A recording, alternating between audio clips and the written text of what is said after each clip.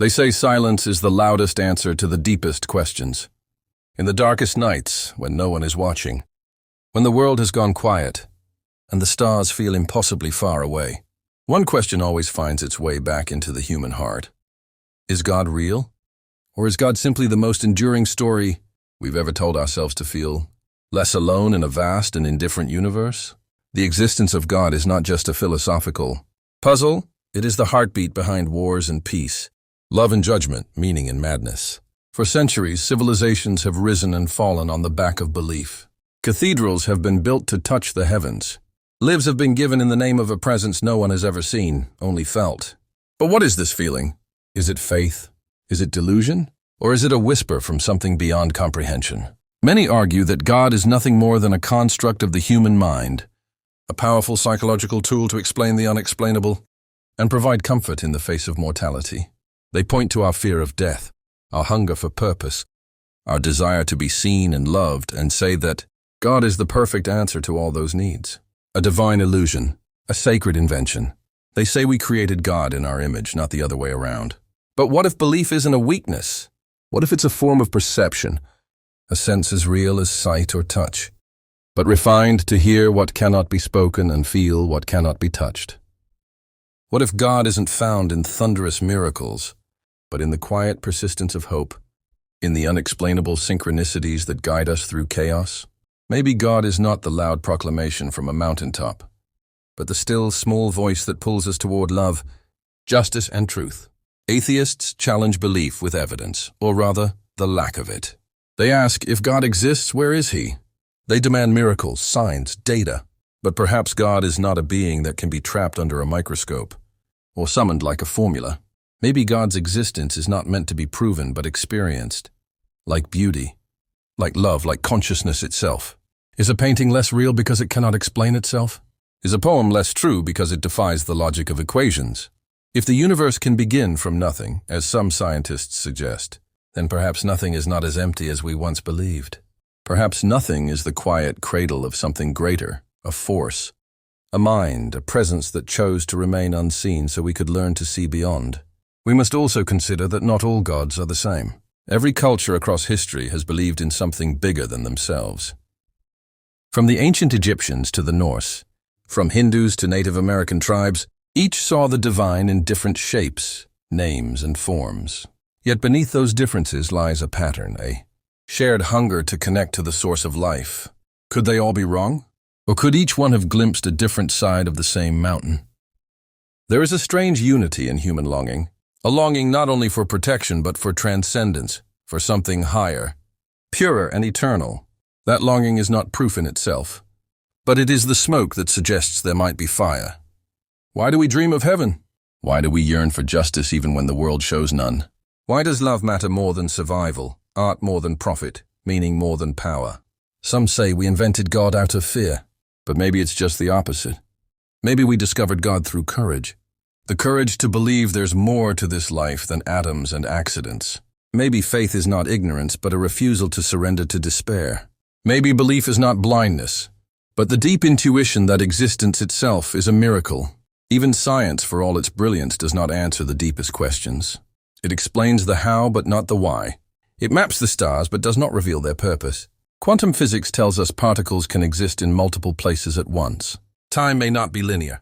Consciousness might influence matter. These are not religious ideas, but they open a door to the mystery that religion has long claimed.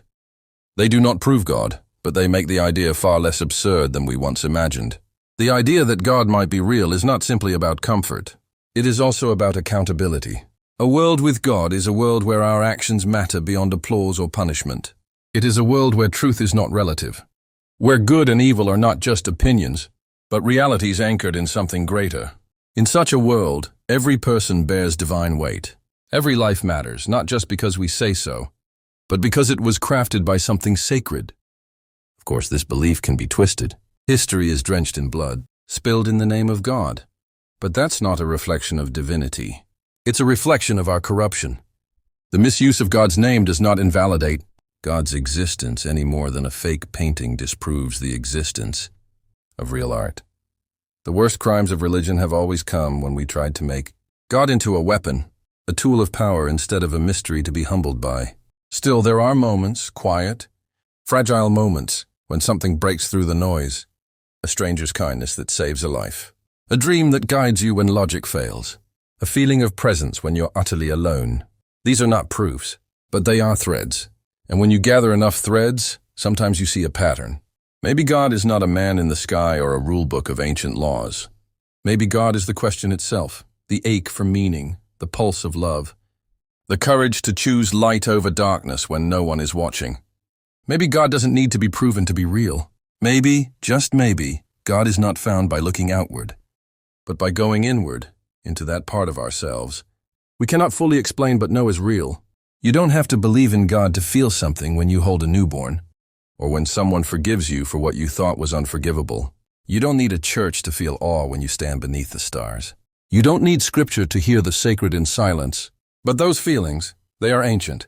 They connect you to billions who have walked before you, asking the same questions, reaching for the same mystery. Is God real, or is he just a belief? Perhaps the real answer is not either or. Perhaps belief is the vessel through which reality reveals itself. Perhaps God is not an answer, but an invitation to live differently, to love more deeply, to seek more honestly, to walk not by sight but by something higher. In the end, the question may not be whether God exists, but whether we are willing to see the divine in the ordinary, whether we are brave enough to believe in something greater than ourselves, not because it is easy, but because it lifts us out of despair, whether we can look at life not just as a random accident, but as a sacred story in progress. And if that story turns out to be written by something greater, then perhaps the point was never to prove it, but to live it, as if it were true, as if our lives were a part of something vast, mysterious and beautifully unfinished. If God were simply a human invention, we might expect belief to fade as science advances. Yet despite satellites orbiting Earth, probes reaching distant planets, and telescopes seeing the edge of the universe, the question of God remains, not because we're uneducated, not because we fear the unknown, but because we sense there is something more, something that science cannot touch, yet every human soul reaches for. The paradox is striking. Humanity has never been more connected, more informed, more technologically empowered. And yet we have never been more spiritually adrift. Depression, anxiety, loneliness, they grow not from ignorance, but from an absence of meaning. We've built machines that can learn, but we struggle to teach ourselves how to live. We've mapped every corner of the earth, yet many are lost within themselves. The question of God persists because the ache for transcendence remains unsatisfied. Even those who claim to have abandoned faith often find themselves haunted by the mystery. Why does beauty move us? Why do we cry at music? Why do we feel small under the stars yet profoundly connected to them? If we are nothing but cosmic accidents, why does anything matter at all? The heart whispers what logic alone cannot answer, that perhaps life is more than matter, and love more than chemistry, and so we search. Some find glimpses of God in sacred texts, others in silence. Some in nature, in art, in suffering, in healing. There are those who hear God not in words but in wonder, in the breaking of bread, in the holding of hands, in the moments that defy explanation but leave us forever changed. These are the thin places, the fragile spaces where the veil between heaven and earth seems to shimmer. Still, belief is not certainty. Faith is not proof. It is trust. A surrender not to ignorance but to mystery. It is a choice to live as if love is stronger than hate, as if forgiveness is more powerful than revenge, as if life, in all its chaos, is held together by something we cannot see but can feel. Does God exist? The question may never be answered by a telescope or a theorem, but perhaps that's not the point. Perhaps the goal was never to solve God, but to seek him, to live the question, not just to ask it. To love deeply, live humbly, walk boldly, not because we know what awaits us beyond the veil, but because we believe that something good does. In the end, faith is not about having every answer. It's about having the courage to live without them, to embrace the mystery, to find meaning in the unprovable, and to stand in awe of what we cannot fully understand. And maybe that awe, that trembling, wonder in the face of the unknown, is the closest thing to proof we'll ever get. So is God real, or is God only belief? Maybe belief is what opens our eyes to what's already there. Maybe faith is not the shadow of doubt, but its light.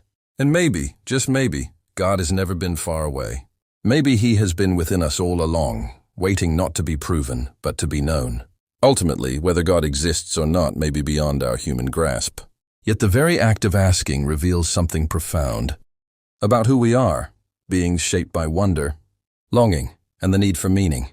The question is not just about proof or disbelief, but about how we choose to live in the face of mystery. If belief in God helps us become better, kinder, more compassionate people, if it calls us to love rather than hate, to hope rather than despair, then perhaps that alone gives it meaning. Perhaps the true measure of faith is not in absolute certainty, but in the way it transforms our hearts and actions.